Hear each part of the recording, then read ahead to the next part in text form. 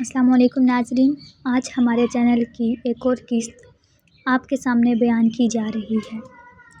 ہلکی سی ٹھک میری سماعتوں سے ٹکرائی اور مجھے پتہ چل گیا کہ دشمن اپنے ایک آدمی سے محروم ہو گیا ہے۔ گھنی جھاڑیوں کا سلسلہ اتنا طویل نہیں تھا مگر ان جھاڑیوں کی آڑ لے کر فرار ہوا جا سکتا تھا۔ جھاڑیوں کے اختتام پر ڈھلان تھی، وہاں پہنچ کر بندہ یوں بھی نظروں سے اوجھل ہو جاتا تھا، لیکن یہ سب اس وقت ممکن تھا جب دشمن کو ہماری جگہ کے بارے میں پتہ نہ ہوتا۔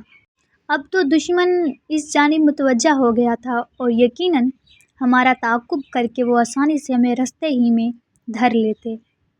البتہ اگر ایک آدمی ان کے ساتھ فائر کا تبادلہ کرتا رہتا تو دوسرا آسانی کے ساتھ فرار ہو سکتا تھا۔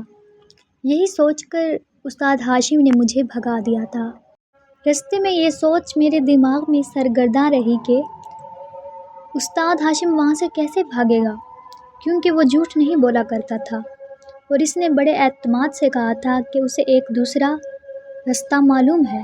مجھ سے وعدہ بھی کیا تھا کہ وہ زندہ رہے گا۔ جھاڑیوں کا علاقہ میں نے جھک کر دوڑتے ہوئے طے کیا تھا، مگر ڈھلان سے اترتے ہی میں سیدھا کھڑا ہو کر بھاگ پڑا۔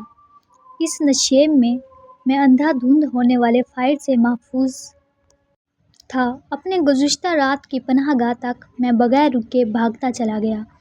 وہ جگہ کارائی کے علاقے سے قریباً 3 کلومیٹر کے فاصلے پر تھی۔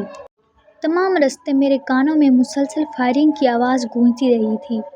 اس کا مطلب یہی تھا کہ استاد ہاشم مقابلے پر ڈٹا ہوا ہے۔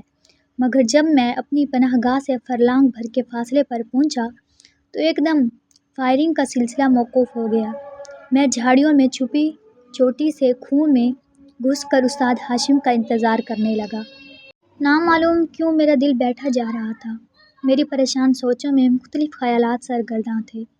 استاد ہاشم وہاں سے کیسے فرار ہوگا، دشمن کو کیسے چکمہ دے گا، کہیں دشمن اس کا تعاقب کرتے ہوئے اس ٹھکانے تک تو نہیں پہنچ جائے گا، اور کیا مجھے وہیں بیٹھ کر اس کا انتظار کرتے رہنا چاہیے یا چھپنے کے لیے جگہ تبدیل کر لینی چاہیے۔ اچانک میرے ذہن میں خیال آیا کہ کہیں ایسا نہ ہو استاد ہاشم کو فرار کا جو رستہ معلوم ہے وہ کسی اور سمت کو جاتا ہو، اور اسی لیے تو استاد نے مجھے رستے کا نقشہ دیا تھا۔ میں نے جیب سے استاد کا دیا ہوا کاغذ نکال کر کھولا اور میری آنکھیں حیرت سے پھیل گئیں۔ اس کاغذ میں سنائپر رائفل کی فائرنگ پن لپٹی ہوئی تھی۔ استاد ہاشم نے سچ کہا تھا کہ اس کی رائفل فائر کے قابل نہیں ہے۔ یہ علیحدہ بات کہ وہ خرابی اس کے اپنے ہاتھوں کی پیدا کی ہوئی تھی۔ ناظرین، ہماری اگلی قسط آنے والی ویڈیوز میں بہت جلد آپ کے سامنے بیان کی جائے گی۔